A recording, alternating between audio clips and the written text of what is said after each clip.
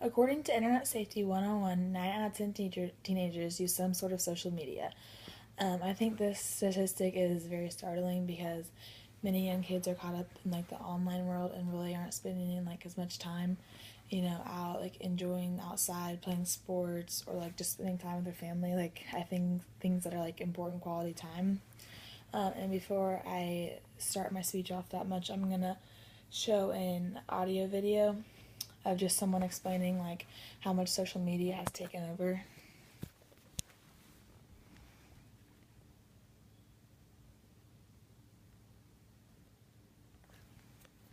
There's an issue that has come up a lot lately, and I also see it greatly affecting my life and the lives of others, and that's the overabundant usage of social technology in our everyday lives and how it's consuming us more than we like to think. On sites like Facebook and Twitter, we're putting up a social barrier, almost this proverbial wall, that keeps us separated between our true selves and our friends. I mean, how many of those faces do you know personally on your friends list?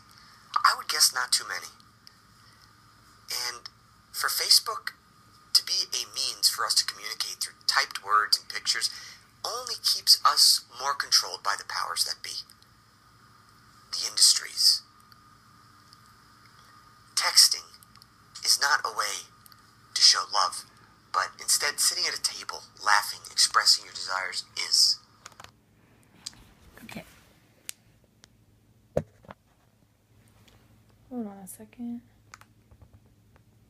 Okay. That video was kind of just like give an example of an opinion someone has about how much time is spent on social media. This is just, I already said that, hold on. Many people see the upsides of social media and really just don't see the bad things about it and are blind to the hidden dangers of it. I believe social media is more dangerous than most people believe to think. Social media has hidden problems such as bullying. There's nudity, and it gives a way to exclusively post inappropriate things about others. I believe these problems can be solved by teaching kids how to safely use social media and by making it more private. Many people say that it's hard to control social media because so many people use it. According to Social Media for Nonprofits, 2.1 billion people have social media accounts, and that's a lot of people. These numbers are scary because social media can provide very personal information about people if the account users aren't careful. Many users make it easy for others to access things such as emails, phone numbers, addresses, where you work or go to school at, things like that. This information can lead to stalking and other crimes. According to Dangers of the Social Web, 1 out of 4 stalking victims are cyberstalked, which is basically where you just find out information off of someone's online account. The internet is also a very easy way to bully people. And before I go on about bullying, I'm going to show you a video about things that are said on Twitter that like may not have been meant to be mean, but like definitely affected people and hurt people's feelings.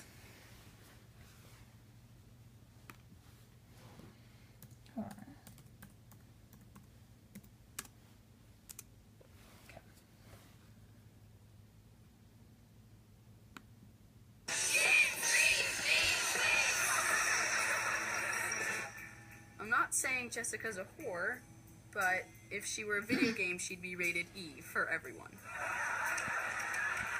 Guys, Eric isn't gay. He just prefers the company of men. In his mouth. Hey Tiffany, which corner store, nail salon, or dry cleaner do your parents own? Alan's voice is so annoying, it makes me wish I was deaf. Hey Devin, nice tits. Holly has a face that only diabetes could love. Is it racist if I don't like black people because of how much I hate Sierra? You're a huge loser. Ethan, are your parents brother and sister because your face looks retarded? No one likes you. Do everyone a favor. Just kill yourself.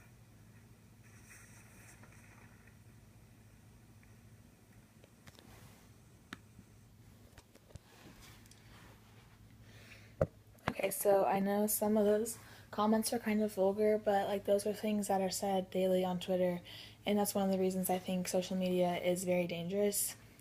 Pictures that are posted on social media can be seen by hundreds, thousands, or even millions of people in just a matter of a few short seconds. This is making it easier to like embarrass people quickly. You know, it's not like it was 30 years ago. Like social media is just like it's just changed everything since then. It's also making it harder on kids to escape bullying. You know, once where it was like kids were getting bullied at school, well now it's following them home. And I know a lot of people say like if you're getting bullied on social media, just like don't get on Twitter or like don't be a part of Facebook. But you know, it's hard for kids to like not want to be a part of that when it's such a big, you know, part of everyday life for teenagers. Like it's hard for them, you know, not to want to be on Twitter, like doing everything that like popular kids do. According to CBS News, 40% of all bullying is taking place online. And not only does social media affect bullying, you can also get you into legal trouble. Once someone has posted something, it's online forever and it can't be tracked by police. It's become such a big problem that many schools require athletes to sign a contract prohibiting inappropriate use of social media.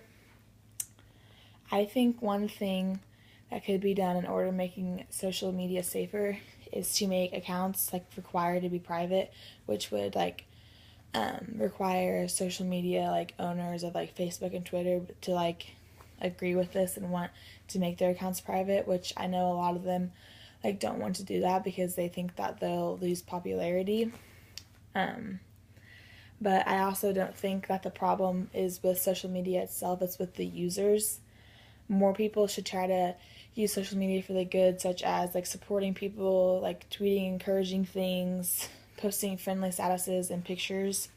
I know not every teenager agrees with this. Most teens like don't even care that they're posting inappropriate things. Like it really doesn't even cross their mind that like, oh, this is inappropriate or I shouldn't put this on Twitter. My policy is that if you don't want like your parents or your grandparents seeing it, don't put it on social media. I also think that people are going to have a lot of counter arguments because there's so many different opinions with social media. A lot of people think that like it's not the school's job or parents' job to get involved with social media, or some social media accounts think that if they change their sites to make it more private that they're going to lose like followers or become less private.